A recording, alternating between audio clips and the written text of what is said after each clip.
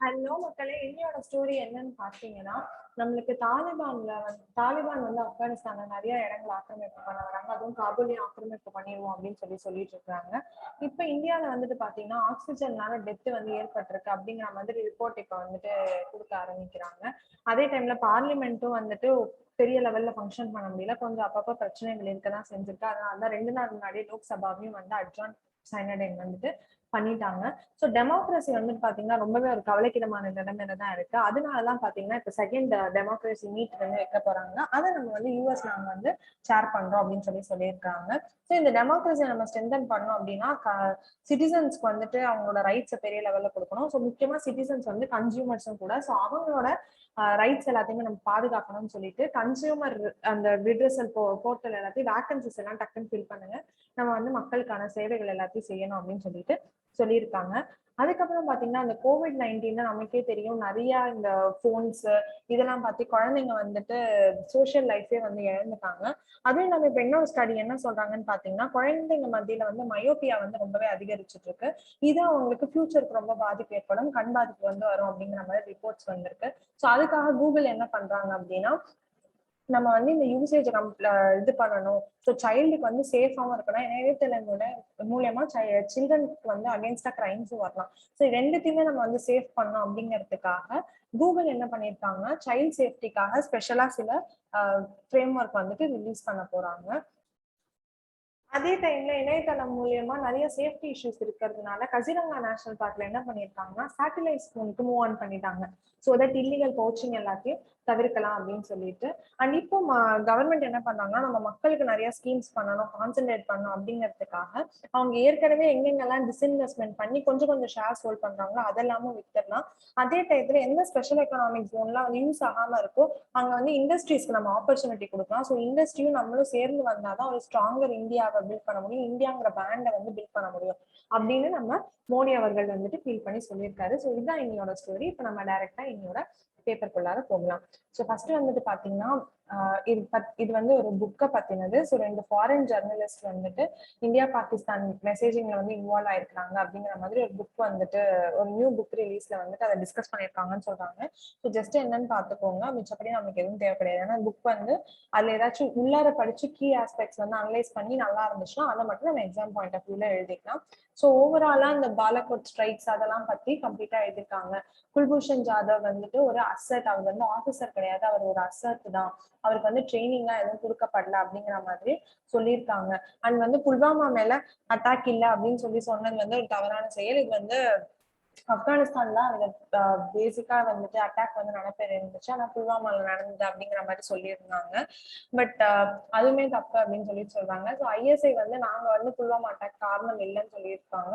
But அதுவுமே வந்து அப்படிலாம் கிடையாது அப்படிங்கிற மாதிரி சொல்லியிருக்காங்க, அவங்கதான் காரணம் அப்படின்ட்டு. அண்ட் சில கரப்ட் லோக்கல் போலீஸ் ஆஃபீஸர்ஸ்னாலதான் இந்த டெரரிஸ்ட் வந்துட்டு ஈஸியா நம்ம பத்தான்கோட் ஏர்பேஸ்க்கு வந்துட்டு உள்ளார வர முடிஞ்சு, அட்டாக் பண்ண முடிஞ்சு. அண்ட் 7 செக்யூரிட்டி ஆஃபீஸர்ஸ் வந்து கில் ஆனதுக்கும் அதுதான் ரீசன் அப்படிங்கிறதையும் இந்த புக்ல வந்துட்டு டிஸ்கஸ் பண்ணியிருக்காங்க. ஸோ ஜஸ்ட் இந்த புக்ல என்ன பேசுனாங்க ஏதாவது இந்த இன்ட்ரெஸ்டிங்கா இருந்துச்சுன்னா இந்த புக்கை நீங்க வந்து படிச்சும் பார்க்கலாம். ஸோ இதுதான் இந்த நியூஸ். அடுத்து வந்து பாத்தீங்கன்னா ஹிமாச்சல் பிரதேஷ்ல லேண்ட்ஸ்லிப்ஸ்லாம் இப்ப நிறைய ஆயிட்டு இருக்குது. அண்ட் 2 திடீர்னு ஒரு இது வந்ததுனால, நிலச்சரிவு வந்ததுனால அவங்களுக்கு வந்துட்டு பாத்தீங்கன்னா ரெண்டு பெரிய வெஹிக்கிள்ஸ் வந்து மோதி அண்ட் நிறைய கொஞ்சம் டெத் ஆயிருக்குது. அண்ட் சில பேரை வந்து கண்டே பிடிக்க முடியல அப்படிங்கிற மாதிரி சொல்றாங்க. ஸோ நம்மளுக்கு வந்துட்டு பாத்தீங்கன்னா இந்த landslides and other natural disasters எல்லாமே நம்மளுக்கு GS3 டிசாஸ்டர் மேனேஜ்மெண்ட்ல ரொம்பவே இம்பார்ட்டன்ட். இப்போ வந்துட்டு இந்த லேண்ட்ஸ்லைட்ஸ் அண்ட் ஃப்ளட்ஸ், சைக்ளோன்ஸ் இதெல்லாம் ரொம்பவே அதிகரிச்சுட்டு இருக்கு. எஸ்பெஷலி வந்து பாத்தீங்கன்னா நம்மளோட அரேபியன் சி சைட்லயுமே இந்த சைக்ளோன்ஸ்லாம் வந்துட்டு நிறைய வந்துட்டு இருக்கு. ஸோ நம்ம வந்து நேச்சுரல் டிசாஸ்டர்ஸ் பத்தி கொஞ்சம் நல்லாவே நம்ம வந்து பாத்துக்கணும். லேண்ட் ஸ்லிப்னால இது வந்து பாஸ் ஆயிருக்கும். ஸோ அடுத்து வந்து பாத்தீங்கன்னா ஃபர்ஸ்ட் இனிஷியலா நம்ம வந்து ஆக்சிஜன்னால டெத்தே இல்லை, வேற ஏதாவது போர்ட்பார்ன் டிசீஸால தான் இருந்திருக்கும்னு சொன்னோம். பட் இப்போ வந்து பாத்தீங்கன்னா சென்டர் வந்து அட்மிட் பண்ணியிருக்காங்க, ஆக்சிஜன்னால டெத் வந்துட்டு ஏற்பட்டிருக்கு. ஸோ வென்டிலேட்டர் சப்போர்ட் இல்லாம அவங்களுக்கு சில பேருக்கு கிடைக்க இல்லாம கிரிட்டிக்கல் கண்டிஷன்ஸ்ல கண்டிப்பா டெத் ஆயிருக்கு அப்படிங்கிற மாதிரி சென்டர் வந்துட்டு அக்செப்ட் பண்ணிட்டு இருக்காங்க. ஸோ நம்மளுக்கு தேர்ட் வேவ் வரதுக்கு முன்னாடி நம்ம எப்படி இந்த சப்ளைஸ் எல்லாத்தையும் பார்த்து வச்சுக்கணும், என்ஷோர் பண்றது எப்படி, என்னென்ன மாதிரி சேஃப்டி மெஷர்ஸ் அப்படிங்கறது எல்லாத்தையுமே நம்ம பார்த்துக்கணும். அது வந்து நம்மளுக்கு இம்பார்ட்டன்ஸ், அது வந்து ஒரு மிட்டிகேஷன் மெஷரா அமையும் நமக்கு. ஸோ அப்படியே நம்ம வந்து நெக்ஸ்ட் நியூஸ்க்கு போகலாம். ஸோ நெக்ஸ்ட் நியூஸ் வந்து பார்த்தீங்கன்னா ஆப்தமாலஜிஸ்ட் என்ன சொல்றாங்க அப்படின்னா மயோபியா அமாங் சில்ட்ரன் வந்து அதிகரிச்சுட்டு இருக்கு. ரீசன் வந்துட்டு ஏற்கனவே வந்து மயோபியா இருந்திருந்தாலும் பட் அது சதவீதம் வந்து ரொம்பவே கம்மியா இருந்துச்சு. பட் இப்போ இந்த COVID-19 பேண்டமிக்னால வந்து பார்த்தீங்கன்னா அந்த மயோபியா அதிகரிச்சிருக்கு அப்படின்னு சொல்றாங்க. கிட்டக்க உட்காந்து கேட்ஜெட்ஸை பார்க்கறது வந்துட்டு இந்த மயோபியாக்கு ரொம்பவே ப்ராப்ளமா அமைஞ்சிருக்கு. மயோபியாங்கிறது வந்து பாத்தீங்கன்னா லாங் டிஸ்டன்ஸ் வந்து நமக்கு தெரியாம இருக்குது. ஸோ கிட்ட கிளியரா விசிபிளா இருக்கும், பட் லாங் டிஸ்டன்ஸ் வந்து தெரியாம இருக்கும்.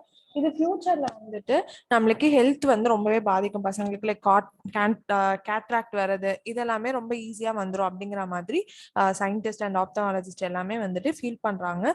ஸோ இதுக்கு வாட்சிங் ஆஃப் மானிட்டர்ஸ் வந்து கம்மி பண்ணணும். எஸ்பெஷலி வந்து சின்ன ஸ்கிரீன் லைக் வந்து ஃபோன் ஸ்கிரீன் எல்லாத்தையும் கம்மி பண்ணிட்டு பசங்களுக்கு எதோ டிவி லேப்டாப்ஸ் அப்படிங்கிற மாதிரி பெரிய பெரிய டெஸ்க்டாப் அந்த மாதிரி பெரிய கேட்ஜெட்ஸ் வச்சு யூஸ் பண்ணா நல்லா இருக்கும்னு சொல்றாங்க. அதே மாதிரி யோகா, அப்புறம் fresh green fruits and vegetables, fish, X இதெல்லாமே வந்து நம்மளோட டயட்ல சேர்த்துக்கணும் அப்படிங்கிற மாதிரி ஆப்தமாலஜிஸ்ட் வந்து சொல்றாங்க. பேண்டமிக்ல இது ரொம்பவே இன்க்ரீஸ் ஆயிருக்கு.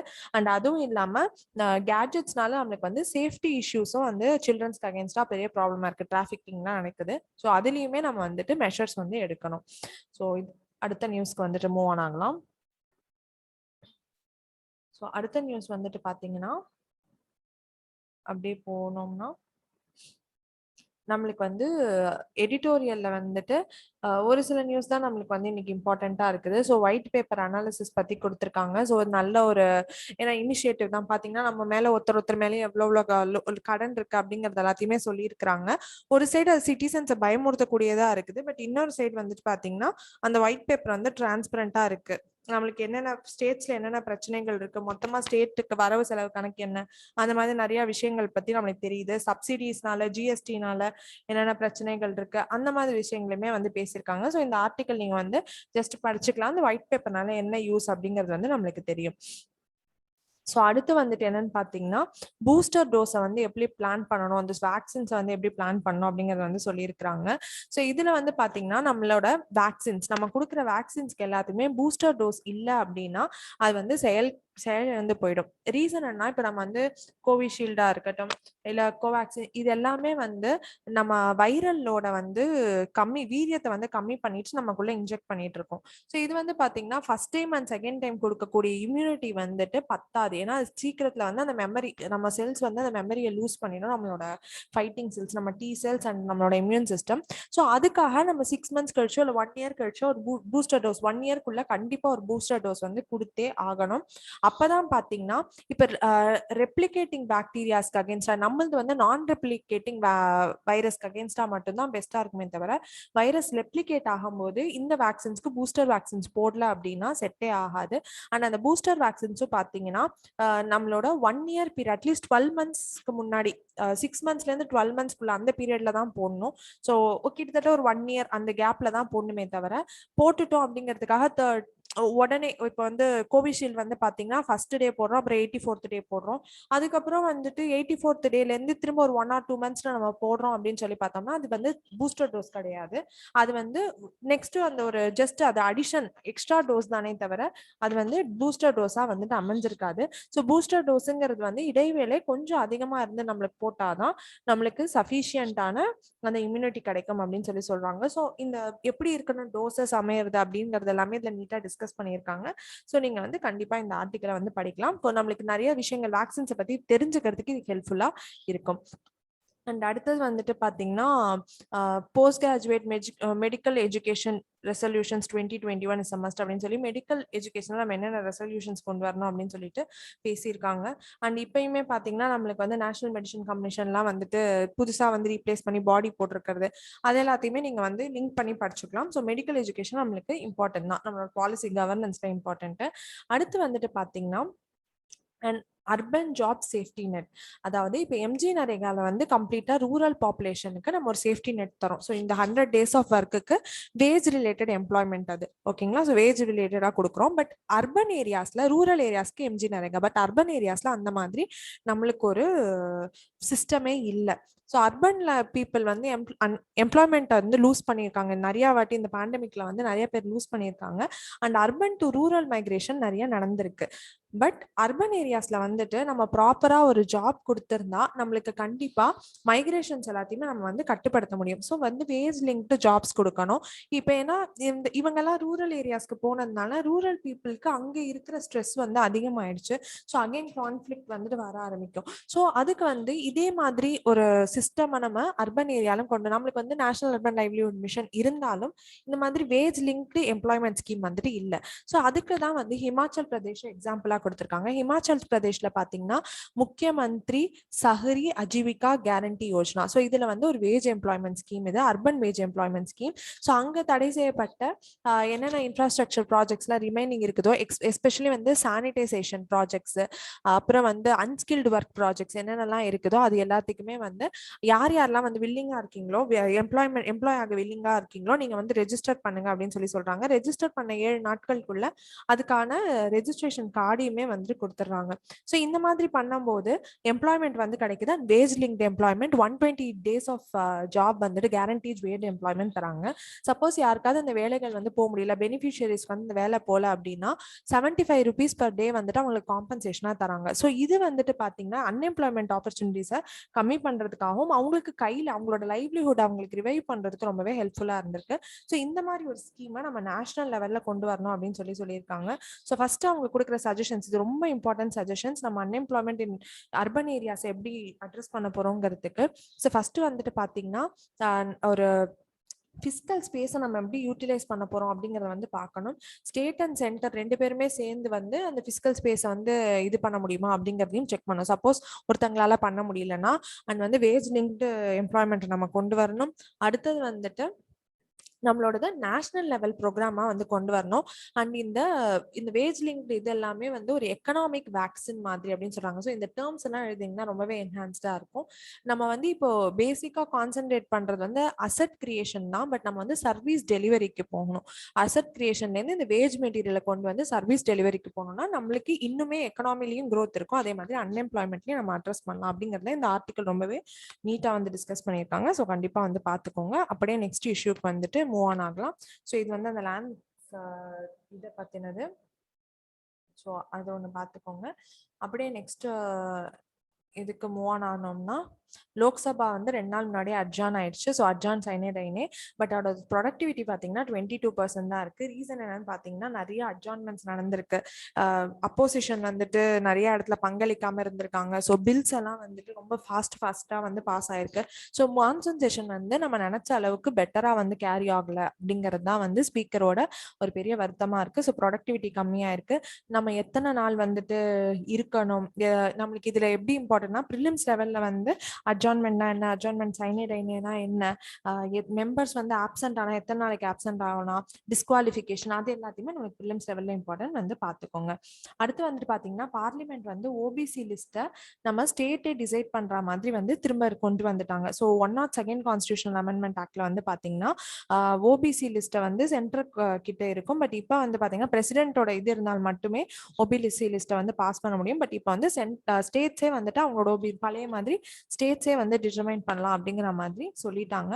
பட் வந்து அந்த 50% கேப்பை மட்டும் நம்ம செக் பண்ணிக்கணும். ஸோ அதுக்கு வந்து 50% கேப்புங்கிறது அப்போ முன்னாடி வச்சது. ஸோ இப்போ டைம்ஸ் சேஞ்ச் ஆயிருக்கிறதுனால இப்போ நம்ம திரும்ப அதை எப்படி ரிவைஸ் பண்ணணும் அப்படிங்கிறது எல்லாத்தையுமே நம்ம பார்க்கணும். ஸோ அதுக்கு வந்துட்டு தனியா நம்ம மெஷர்ஸ் வந்துட்டு எடுக்கணும். ஸோ அதுதான் வந்துட்டு இந்த debate on OBC bill, Mandal politics, அது எல்லாமே நான் மண்டல் கமிஷன்ல தான் அந்த 27% ஆஃப் ரிசர்வேஷன் ஓபிசி கிளாஸஸ்க்கும் ஓவரால் ரிசர்வேஷன் வந்துட்டு கிரேட்டர் தேன் 50% போகக்கூடாது அப்படிங்கிறதையும் சொல்லியிருப்போம். ஓகேங்களா. ஸோ லெஸ் தேன் 50% இருக்கணும் அப்படிங்கிறதையுமே நம்ம வந்துட்டு சொல்லியிருப்போம். ஸோ அதுல வந்து அந்த ரிசர்வேஷன் பாலிசி எல்லாமே நம்மளுக்கு இம்பார்ட்டன்ட். ஸோ கண்டிப்பா பார்த்துக்கோங்க. So death due to oxygen வந்து லைட்டா எடுத்துக்க கூடாது. ஏன்னா டெத்ஸ் வந்துட்டு வந்திருக்கு அப்படிங்கும் போது நம்மளுக்கான மெஷர்ஸ் வந்து நம்ம கண்டிப்பா எடுக்கணும். ஏன்னா ஃபர்ஸ்ட் வந்துட்டு எடுக்கல அப்படின்னு சொல்லியிருந்தோம், கிடையவே இல்லை, டெத்தே இல்லைன்னு சொல்லியிருந்தோம். பட் இப்போ வந்து சென்டர் வந்து முன் வந்திருக்காங்க ஒருத்துக்கிட்ட. அண்ட் அடுத்த நியூஸ் வந்து பாத்தீங்கன்னா the aim is to make brand India stronger. So prime minister அவர்கள் வந்துட்டு பாத்தீங்கன்னா கான்ஃபெடரேஷன் ஆஃப் இந்தியன் இண்டஸ்ட்ரீஸோட ஆனுவல் மீட்டிங் வந்து அட்டென்ட் பண்ணியிருப்பாரு. அதுல வந்துட்டு அவர் என்ன சொல்லியிருப்பாருன்னா இண்டஸ்ட்ரீஸும் நம்ம கூட சேர்ந்து வந்து நிறைய மெஷர்ஸ் எடுக்கணும். அப்பதான் நம்ம பிராண்ட் இந்தியாவை வந்து பெரிய லெவல்ல கொண்டு போக முடியும். ஸோ இன்னோவேஷனா இருக்கட்டும், அப்புறம் செல்ஃப் ரிலையன்ஸ், இது எல்லாத்துக்குமே நம்மளுக்கு இண்டஸ்ட்ரியும் வந்துட்டு இன்வால்மெண்ட் தேவை. So for the success of Atma Nirbhar ஒரு பெரிய ரெஸ்பான்சிபிலிட்டி இந்தியன் இண்டஸ்ட்ரீஸ்ல இருக்குது. ஸோ கண்டிப்பா நீங்க வந்து உங்களுக்கு உங்களோட ஃப்ரீ வில்லோட வந்து எல்லாத்தையும் நீங்க கான்ட்ரிபியூட் பண்ணுங்க, இன்னோவேஷன்ஸ் எல்லாத்துக்கும் கான்ட்ரிபியூட் பண்ணுங்க அப்படின்னு சொல்லிட்டு சொல்லியிருக்கிறாங்க. ஸோ இது வந்து இந்த இதெல்லாமே நம்ம சஜஷன்ஸ்ல வந்து எழுதிக்க முடியும். ஸோ பிராண்ட் இந்தியா இந்த மாதிரி டேர்ம்ஸ் எல்லாமே வந்து நம்மளுக்கு சஜஷன்ஸ்ல வந்து எழுதிக்கிட்டோம்னா ரொம்பவே ஹெல்ப்ஃபுல்லா இருக்கும். So industries and government people எல்லாருமே ஒன்று வந்தாதான் பிராண்ட் இந்தியா வந்து நம்ம பயங்கரமா என்ஹான்ஸ் பண்ண முடியும். ஸோ இதுதான். அண்ட் நம்மளோட இது பார்த்தீங்கன்னா $2031 வந்துட்டு $5 ட்ரில்லியன் எக்கனாமி ஆக போறோம் அப்படின்றதையும் சொல்லியிருக்கோம். ஸோ அதுக்கான டெக்னாலஜிக்கல் கேப்பபிலிட்டிஸ், அதுக்கப்புறம் இந்த 5G எலக்ட்ரானிக்ஸ் அது எல்லாத்தையுமே நம்ம கான்சென்ட்ரேட் பண்ணி நிறைய கோஆப்ரேஷன்ஸ் எல்லாமே கொண்டு வரணும் அப்படின்னு சொல்லிட்டு சொல்லியிருக்கிறாங்க. ஸோ இதெல்லாம் நம்ம வந்து சஜஷன்ஸ்ல எழுதிக்கலாம். அண்ட் அடுத்தது வந்துட்டு பார்த்தீங்கன்னா ஃபீச்சர்ஸ் வந்து சைல்ட் சேஃப்டிக்கு ஏற்ற மாதிரி கூகுள் வந்து சீக்கிரத்தில் ரோல் அவுட் பண்ண போறாங்க. ஸோ எந்த மாதிரி கண்டென்ட் எல்லாத்தையும் அவங்களை பத்தின ஏதாவது போட்டோஸ்லாம் சர்க்குலேட் ஆயிருந்துச்சுன்னா அதை ரிமூவ் பண்றது, என்ன மாதிரி கண்டென்ட்ஸை வந்து போஸ்ட் பண்ணணும் அப்படிங்கிறது எல்லாத்தையுமே வந்து கூகுள் இது பண்றதுக்கு செக் பண்ண போறாங்க. கூகுள் வந்து அதுக்கான ஒரு ஃப்ரேம் ஒர்க்கை வந்து கொண்டு வர போறாங்க. ஸோ நல்ல விஷயம். இதை வந்து நீங்க எக்ஸாம்பிள்ஸா எழுதிக்க முடியும். ஸோ சேஃப்டிக்காக என்னென்ன பண்றாங்க அப்படிங்கிறது எல்லாமே மெயின்ஸ் லெவல்ல டெக்னாலஜி GS3ல வந்து டெக்னாலஜி இருக்கும்போது எப்படி அதை நம்ம டேக்கிள் பண்றதுக்கு, அதுலேருந்து வர பிரச்சனைகளை டேக்கிள் பண்றதுக்கு என்னென்ன மெஷர்ஸ் எடுக்கிறாங்க அப்படிங்கிறத எக்ஸாம்பிள்ஸ் எழுதிக்கலாம். அண்ட் கவர்னன்ஸ்லயுமே நம்மளுக்கு வந்து இந்த மாதிரி ஃபீச்சர்ஸை நம்ம வந்து என்ஹான்ஸ் பண்ணோம் கவர்மெண்ட்ல வந்து அப்படிங்கிறதையும் எழுதிக்கலாம். அடுத்து வந்துட்டு பாத்தீங்கன்னா கன்சியூமர் டிஸ்பியூட்ஸ் பேனல்ல வந்து நிறைய வேகன்சிஸ் இருக்கு. அதை வந்துட்டு 8 வீக்ஸ்க்குள்ள நீங்க வந்து கண்டிப்பா வந்து ஃபில் பண்ணணும் அப்படின்னு சொல்றாங்க. ஏன்னா கன்சியூமர் ரெட்ரஸல் வந்துட்டு ரொம்பவே இம்பார்ட்டன்டான ஒரு விஷயம். அவங்களுக்கு ஒரு பிரச்சனைனா கன்சியூமர் சிட்டிசன்ஸ் வந்து யார்கிட்ட போவாங்க, அந்த ரெட்ரஸல் மெக்கானிசம் கிட்ட தான் போவாங்க. ஸோ அதை ஃபில் பண்ணாம இருக்கிறது சிட்டிசன்ஸ்க்கு நம்ம மேல இருக்கிற ஃபெய்த்தையே வந்து கம்மி பண்ணிடும், அவங்களோட ரைட்ஸே வந்து புறக்கணிக்கிற மாதிரி. ஸோ நம்ம சீக்கிரம் நம்ம கண்டிப்பா வந்து வேகன்சிஸை ஃபில் பண்ணோம், அது நம்மளோட ரொம்பவே இம்பார்ட்டன்டான விஷயம் அப்படின்னு சொல்லிட்டு சுப்ரீம் கோர்ட் வந்துட்டு சொல்லியிருக்கிறாங்க. ஸோ அது கண்டிப்பா நம்மளுக்கு இம்பார்ட்டன்ட். ஏன்னா ஃபுல் கெப்பாசிட்டியில் ஒர்க் பண்ணால் மட்டுமே நம்மளால கிரிவியன்சஸை வந்து ப்ராப்பரா அட்ரஸ் பண்ண முடிஞ்சு மக்களுக்கு தேவைப்பட்டதை வந்து கொடுக்க முடியும். ஸோ வந்து கன்சியூமர் ரிட்ரஸல் ஆக்ட்னா என்ன, இப்போ வந்து சேஞ்சஸ் பண்ணியிருப்பாங்க, ஆன்லைன் மூலியமாவே நம்ம வந்து இது கம்ப்ளைண்ட்ஸ் ஏதாவது இருந்தால் பதிவு பண்ணலாம் அப்படின்னு சேஞ்சஸ்லாம் பண்ணியிருப்பாங்க. ஸோ அது எல்லாத்தையுமே நோட் பண்ணி வச்சுக்கோங்க, இம்பார்ட்டன்ட். அடுத்து வந்து பார்த்தீங்கன்னா நியூ காங்கிரஸ் விப் வந்து ராஜ்யசபாக்கு சூஸ் பண்ணிட்டாங்க. ஸோ விப்னா யாரு, அவருக்கு என்ன ஃபங்க்ஷன் இருக்கு. ஸோ விப் தான் ஸ்ட்ரென்த் எல்லாத்தையும் அட்டெண்டன்ஸ் எடுக்கிறது, ஸ்ட்ரென்த்தை வந்துட்டு மெயின்டைன் பண்றது எல்லாமே விப் தான். ஸோ விப்போட ஃபங்க்ஷன்ஸ் என்ன அப்படிங்கறத வந்துட்டு பார்த்துக்கோங்க. ஓகேங்களா. அடுத்து வந்து கசிரங்கால வந்து கசிரங்காவோட கார்ட்ஸுக்கு சேட்டலைட் ஃபோன்ஸ் கொடுக்குறாங்க. ரீசன் என்ன அப்படின்னா சேட்டலைட் ஃபோன் மூலியமா பவுச்சிங் எல்லாம் இல்லாம இருக்கா அப்படின்னு சொல்லிட்டு ஆன்டி பவுச்சிங் மெஷர்ஸை வந்து கொண்டு வரதுக்காக. அண்ட் இது வந்து காமன் பீப்புளுக்கு கொடுக்க மாட்டாங்க. ஏன்னா காமன் பீப்புளுக்கு இருந்தால் அவங்களுக்கு அந்த சில இது நடக்கும் அப்படின்னு சொல்லிட்டு ஓவர்லாப்ஸ் நடக்கும் அப்படின்னு சொல்லிட்டு காமன் பீப்புளுக்கு அது கிடையாது. ஸோ கசிரங்கா தான் first national park in India to get a satellite phone. So அது வந்து இம்பார்ட்டன்டான திங். இது எல்லாமே நம்மளுக்கு GS3 என்வாயர்மெண்ட் வைல்ட் லைஃப்க்கு வந்துட்டு இம்பார்ட்டன்ட். ஸோ கண்டிப்பா வந்துட்டு பார்த்துக்கோங்க. ஸோ அப்படியே இது பண்ணிட்டீங்கன்னா தாலிபான் வந்துட்டு தாலிபான் காபூல வந்து 90 டேஸ்க்குள்ள வந்து கம்ப்ளீட் டேக் ஓவர் பண்ணிடுவாங்க. 30 டேஸ்க்குள்ள ஓரளவுக்கு ஆக்கிரமிப்புகளை வந்து ஸ்டார்ட் பண்ணிடுவாங்க அப்படிங்கிற மாதிரி US இன்டெலிஜென்ஸ் ரிப்போர்ட் வந்து தராங்க. ஸோ இதை வந்துட்டு நம்ம பட் இதுக்கு என்ன ஒரு வழி சொல்றாங்க அப்படின்னா ஆப்கானிஸ்தான் வந்துட்டு உங்களோட ஃபுல் எதிர்ப்பை வந்து தெரிவிச்சிங்கன்னா நம்ம கண்ட்ரோல் பண்றதை வந்து கம்மி பண்ண முடியும். ஸோ ஆப்கானிஸ்தான் வந்துட்டு கண்டிப்பா அவங்களோட எதிர்ப்பு மெஷர்ஸ் வந்து எதிர்கொள்ளணும் அப்படின்னு சொல்லிட்டு தான் சொல்றாங்க US இதுல. ஸோ பட் இதுக்கு வந்து எல்லா நாடுகளும் சேர்ந்து முன் வந்தால் மட்டுமே ஒரு சொல்யூஷன் கொடுக்க முடியும். இல்லைன்னா ஆப்கானிஸ்தான் வந்து கம்ப்ளீட்டா தாலிபான் கிட்ட போயிருச்சு அப்படின்னா இன்சர்ஜென்சிஸ் தான் நிறைய நடக்கிறதுக்கு வாய்ப்புகள் அதிகமா இருக்கு. மக்களோட பீஸ் அண்ட் ஸ்டெபிலிட்டி ஆப்கானிஸ்தான்ல மட்டும் இல்ல, சுத்தி இருக்கக்கூடிய ரீஜியன்ஸ் இந்தியாவா இருக்கட்டும், அந்த மாதிரி பல USA இருக்கட்டும், எல்லா நாடுகளுக்குமே அது ஒரு பிரச்சனையா அமையும். ஸோ கண்டிப்பா நம்ம வந்து அதுக்கான மெஷர்ஸ் எல்லாம் ஒன்றிணைஞ்சு நம்ம எடுக்கணும், ஆப்கானிஸ்தானுக்கு ஹெல்ப் பண்ணணும். ஸோ இந்த நியூஸை எப்பவுமே ஃபாலோ பண்ணிட்டே இருங்க. அண்ட் பிடன் அவர்கள் வந்துட்டு பாத்தீங்கன்னா டெமோக்ரஸி சமிட் டிசம்பர் நடக்க போறத வந்து அவர் இந்த டைம் அவர் தான் வந்து பிரசிடென்ஸ் எடுக்க போறாரு. ஸோ வெர்ச்சுவலா இந்த மீட் நடக்க போகுது.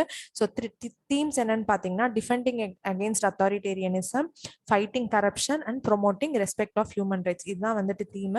ஸோ எல்லாருமே முன் வந்து சேர போறாங்க. ஸோ ஃபர்ஸ்ட் சமிட்ல என்னென்னலாம் பேசிக்கிட்டாங்க, யார் ஹெட் பண்ணாங்க, எப்ப நடந்தது, அந்த மாதிரி விஷயங்கள் எல்லாத்தையுமே பார்த்துக்கோங்க. ஸோ டெமோக்ரஸி அப்ஹோல்ட் பண்றதுக்கு என்னென்னலாம் பண்ணியிருந்தாங்க அப்படின்னு சொல்லிட்டு அது எல்லாத்தையுமே நம்மளுக்கு வந்து பார்த்துக்கணும். வேற ஏதாச்சும் ஃப்ரேம் ஒர்க்ஸ் வந்துட்டு சைன் பண்ணியிருக்காங்களா, அது எல்லாத்தையுமே நம்ம வந்து ஃபர்ஸ்ட் மீட்டிங்ல அப்படின்னு சொல்லிட்டு அதை பார்த்துக்கணும்.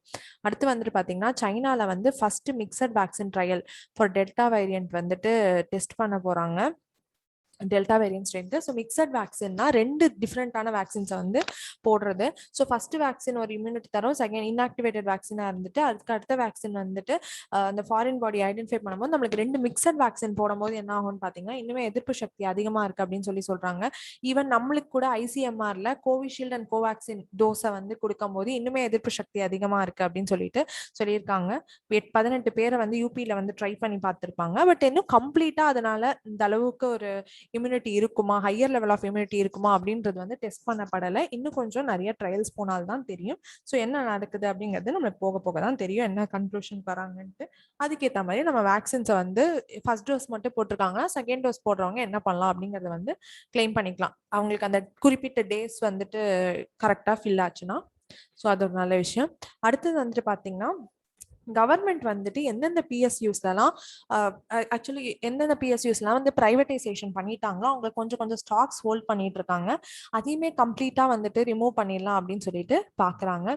எதுக்காக அப்படின்னா அந்த மாதிரி ரிமூவ் பண்ணிட்டோம் அப்படின்னா கவர்மெண்ட் வந்துட்டு, ஏன்னா பிரைவேட் செக்டர் வந்து ஓரளவுக்கு நல்லா எல்லா இடத்துலையும் பர்ஃபார்ம் பண்ணிட்டு இருக்காங்க, அவங்களுக்கு நிறைய ப்ராஃபிட்ஸ் வருது. ஸோ அவங்களோட ஹேண்ட் ஹோல்டில் விடும்போது பார்த்தீங்கன்னா கவர்மெண்ட் வந்து வேற எங்கேயாச்சும் கான்சன்ட்ரேட் பண்றதுக்கு ஹெல்ப்ஃபுல்லா இருக்கும். ஸோ அதனால தான் கவர்மெண்ட் வந்துட்டு நம்ம இல்ல வெளியே வந்துடலாம் அப்படின்னு சொல்லிட்டு ஃபீல் பண்றாங்க. இது என்ன இது பண்றாங்க, இதனால அட்வான்டேஜஸ் என்ன அப்படிங்கிறது எல்லாமே நம்மளோட கோர் எக்கனாமிக் வந்து ரொம்பவே இம்பார்ட்டன்ட். ஏன்னா டிஸ்இன்வெஸ்ட்மெண்ட்ங்கிறது வந்து ஒன் ஆஃப் த முக்கியமான இது. அண்ட் டிஸ்இன்வெஸ்ட்மெண்ட்லாம் எந்த மினிஸ்ட்ரிக்கு அடியில இருக்கு அப்படிங்கிறது ப்ரிலிம்ஸ் லெவல்ல நம்மளுக்கு இம்பார்ட்டன்ட். ஸோ அதையுமே வந்துட்டு கண்டிப்பா கான்சன்ட்ரேட் பண்ணி பார்த்துக்கோங்க. அடுத்து வந்து ஸ்பெஷல் எக்கனாமிக் ஜோன்ல என்னென்ன ஏரியாஸ்லாம் வந்துட்டு யூட்டிலைஸ் பண்ணாம இருக்கும் கவர்னன்ட்னால, அந்த ஏரியாஸை வந்து நம்மளோட ப்ரொடக்டிவ் ஒர்க்குக்கு ஏதாச்சும் தேவைப்பட்டுச்சுன்னா அதை கொடுத்துடலாம் அப்படின்னு சொல்லியிருக்காங்க. So 30,000 crore built area to find use. So இந்த 30,000 crore எதெல்லாம் இருக்குதோ அந்த அமௌண்ட் ஆஃப் லேண்டு அங்கே வந்துட்டு நீங்கள் இண்டஸ்ட்ரியோ இல்லை வேற ஏதாச்சும் இன்ஃப்ராஸ்ட்ரக்சர் ஃபெசிலிட்டிஸோ மேக் பண்ணுறீங்க, ப்ரொடக்டிவிட்டி இன்க்ரீஸ் ஆகுது அப்படின்னா அதை யூஸ் பண்ணிக்கோங்க அப்படின்னு சொல்றாங்க. ஸோ இது வந்துட்டு ரொம்பவே ஒரு முக்கியமான விஷயம். ரீசன்னா அந்த லேண்ட்ஸ் வந்து ஃபேலனா இருக்கிறதுனால யாருக்குமே ஒரு பயன் இல்லாம போயிட்டு இருக்கு. அட்லீஸ்ட் இந்த மாதிரி ஒரு இதுக்கு வச்சா எக்கனாமிக் ஆக்டிவிட்டியாச்சும் நம்மளுக்கு வர மாதிரி இருக்கும். ட்ரேடை வந்துட்டு ஃபெசிலிட்டைஸ் பண்ணலாம்.